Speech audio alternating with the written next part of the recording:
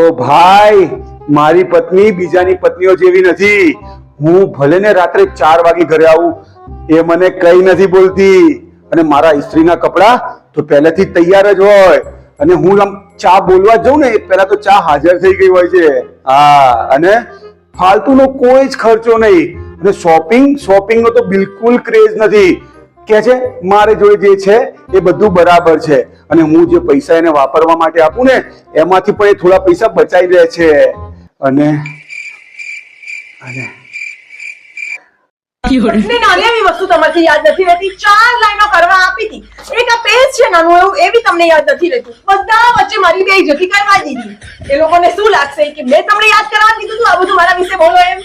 શું વિચારશે એ લોકો? શું કીધું તું તમને? બોલજો યાદ કરવાનું. તું કોઈ દિવસ ગુસ્સો નથી કરતી અને તું કોઈ દિવસ રીસાતી નથી. એટલું નાનું એવું યાદ નથી રહેતું. હવે બોલો તો શું મતલબ? બે જતી તો કરાવી દીધી બધા વચ્ચે મારી.